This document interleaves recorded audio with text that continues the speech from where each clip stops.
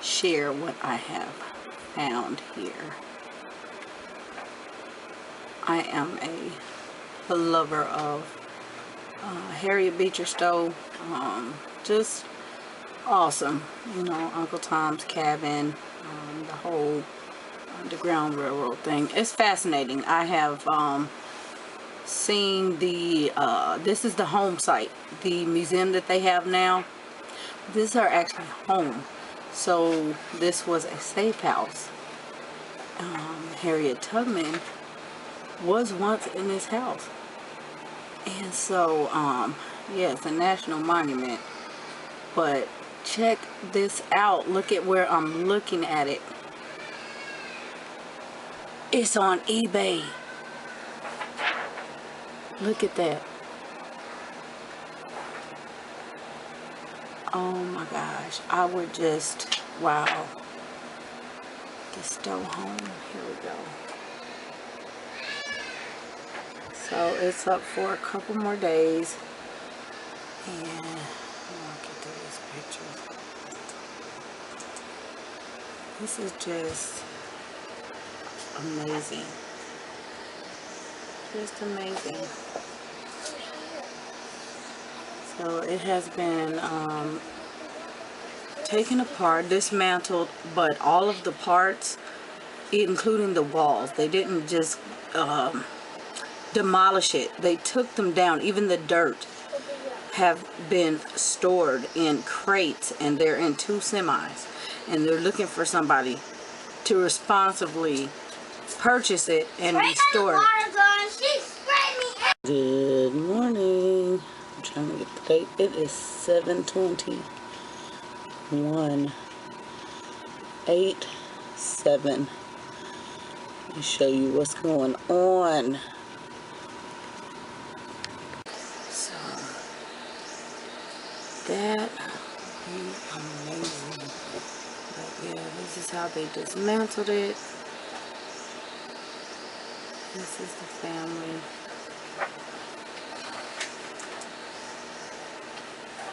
So, this is just awesome, y'all.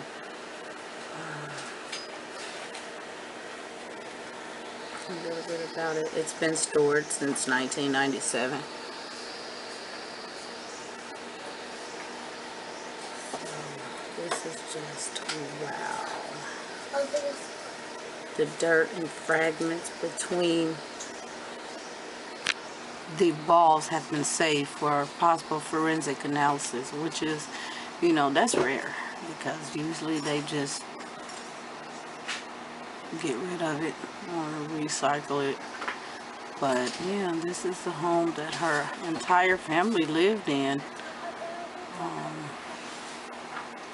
They took it apart. It cost them $50K to take it apart. And the people that dismantled it no longer have any ties or interest. So that is the reason why they're looking to go ahead and sell it. But, and there's some history behind it. But still, I mean, more than after what it was in the beginning.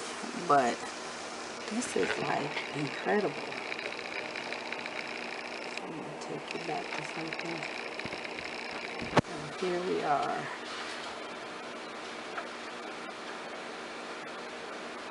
This is on Money Watch.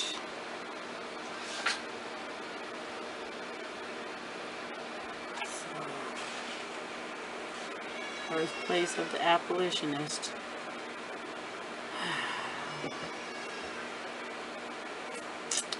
There we go. It was sold for $1 in 1997, and then they took it apart.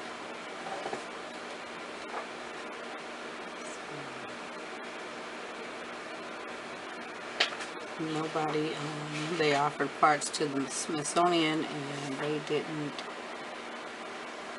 bite. So, I don't know. We shall see. That is just awesome. And of course,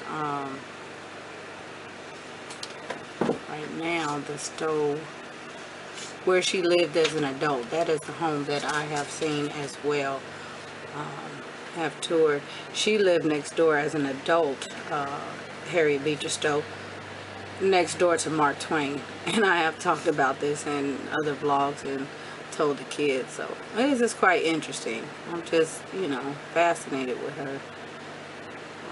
And like I say, interesting work. If you're not familiar with her work, it's deep, but it's, yeah.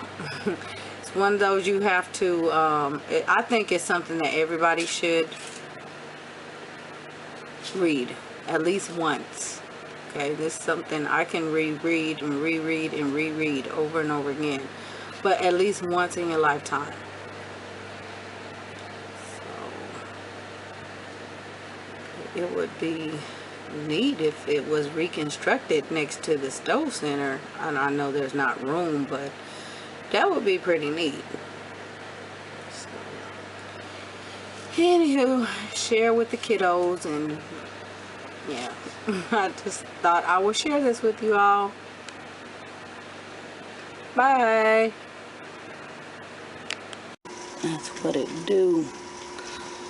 You know, when you sleeping peacefully, because you hear the rain, but then it starts to get violent. Yeah. I just heard the flash flood warning come across my phone until 10:15. It is bad out there. It's fierce. Yeah, and I remember this time last year, it started raining like this. The kids had to go to school on the first day. The storm was worse than this. Look at that.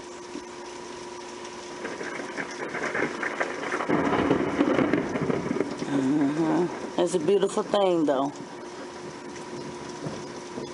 Beautiful rainy day. So we're going to take our time today. Take advantage of the rain.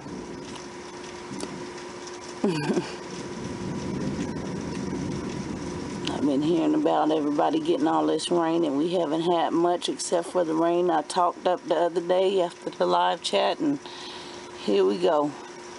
This is just what we needed.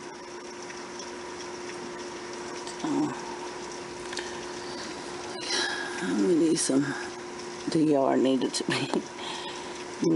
be watered. The front is okay. It's the back. And the front has this big tree, but the back really needed some water.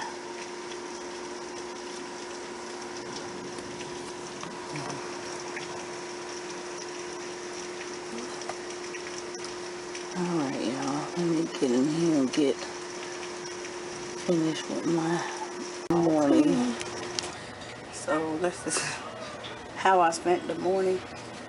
A short part, it wasn't bad because I keep the refrigerator cleaned out. I cannot stand a dirty refrigerator. I mean, really, you have to store your food in there and you want it clean. So, but it's empty for the next hour.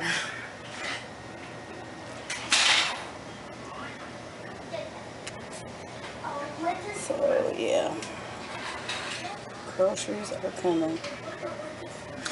It's down there. Got some peppers down there, some cabbage, a couple of potatoes and onions, and I think some carrots in there. Yeah, plums, apples. And other than that, there is not much else in here.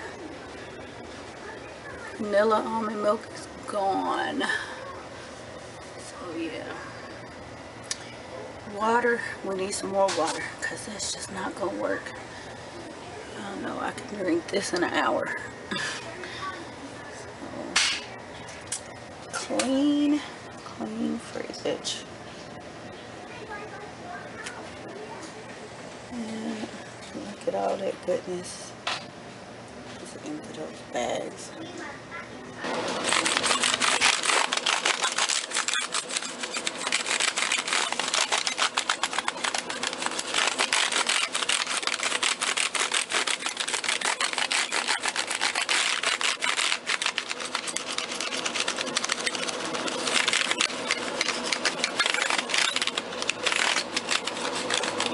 Y'all are probably sitting here wondering, what on earth? Nope, no joke.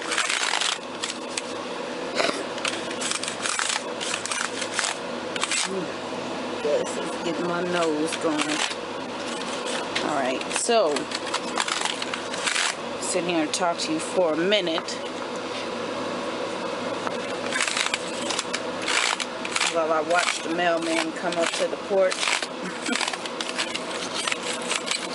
I might have to go open the door.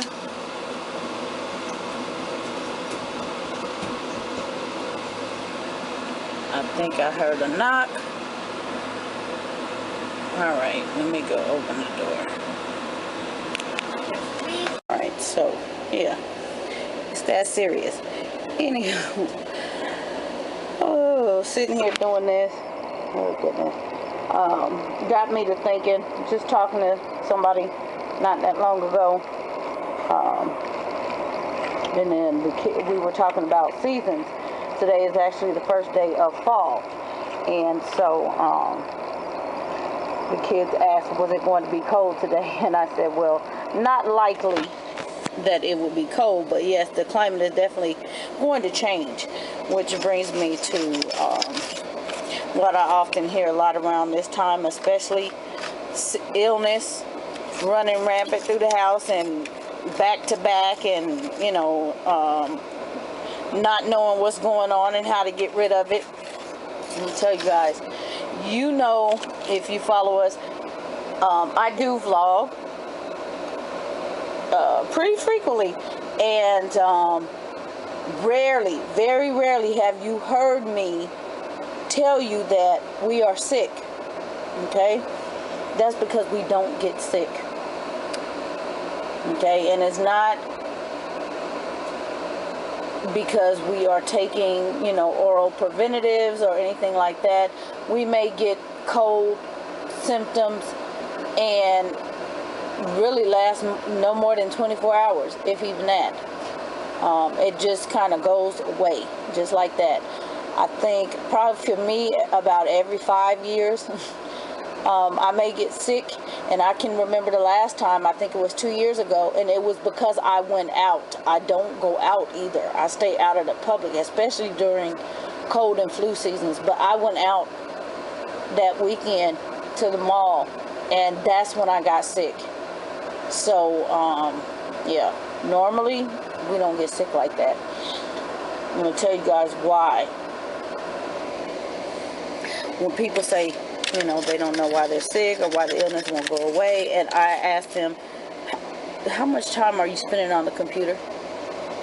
How much time are the kids spending on the computer? I don't even have to ask the question. I just say, get off the computer. What does that have to do with anything? You see what I'm doing? The computer is a germ magnet, the keyboard, okay? And it's not so much you can take something and just clean the surface. You know, yeah, that's a preventative. But if you take apart, and I'm showing this, somebody's probably shaking their head, but you're sitting there with a nasty keyboard, okay? I go through regularly and do this. We haven't used this keyboard in a while because I hadn't had time to take it and clean it, okay? I am this type of person. I am a wipe the baseboards type of person. If you all watched the Day in the Life video earlier this year, you saw me cleaning the bathroom. Yes, I take the knobs apart. That's just, to me, cleaning the bathroom. I don't go in my kitchen and cook until my floors have been mopped. Every day. That's just how I am. Not swept, mopped. So, yeah, I didn't put a mask on, but I should have before I started this, so stuff is flying. But yeah, keyboard is a germ magnet. Everybody touches them all day long, and you never stop to think. This is why everybody's getting sick. It is. Yes, there are keyboard film that you can put over the top, just like a cell phone, you know, your screen protector. But what happens is those film do become punctured just by normal use. So yeah, and you have to constantly replace them, which is, you know, kind of, you might as well get some saran wrap and put over it to do the same thing, okay? Because once they get a hole in them, the same stuff is going inside. Anywho, you can, you know, use the little aerosol dust, but that's only getting the dust. The point is, get inside. You see this? Yeah, you have to pop the keys off, because it's what's inside that's what's going to get you, okay? Not just what you see on the surface. You're going to see the little dust probably on the side of the keys, but if you pop off your keys and see what's down in there, you're going to see all kind of gunk. I'm working on that. Let me show you this. Down there on the floor. And I just mopped, so I had to mop this room again. I just wasn't thinking. I should have did the keyboard before I mopped, but we had to eat. So anywho, like I said, I do this on a, you know, just take it apart, and it's not always, I can't sit here and do the whole thing, but when I know I haven't taken it apart completely in a while, I do take it apart and make sure that there's no gunk inside, because that gunk, the dust will collect. You guys know, I don't have to explain about germs. I'm a germaphobe, and it's not enough to say go wash your hands, okay? It's like the phone, you know, you want to wipe the phone down, you go to the grocery store, you wiping the grocery cart down, because you say other people. Well, guess what? It's what's in your home that's getting you sick, not other people most of the time, okay? So, yeah, but this is not mine, and the kids do use, they do have another one, but there's another reason why I won't use I use my own keyboard. Nobody uses it. I won't use one at the library or anything, just because of this reason. It's just ill. So, I encourage you all to stay off the computer, you know, clean it up. Disinfect it, whatever you use. If you use any, you know, natural products, you know, take it apart, get in between the keys. You saw me with the toothbrush, pop the keys off, clean the keys.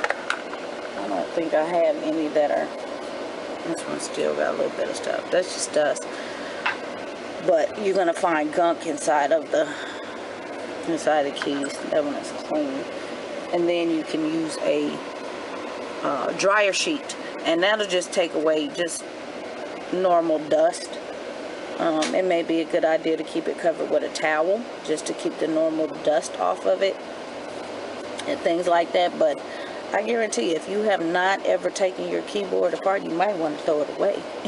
It might just make you sick once you open it up. Yeah. So, but like I said, this little preventative keeps us from getting sick. Really, it has. I've always been like this. Very good. For as long as I have been cleaning, I have been like this. Just kind of meticulous with a lot of things. Just, I don't know. That's just me, y'all. So I'm going to finish this up. It's looking pretty good down in there.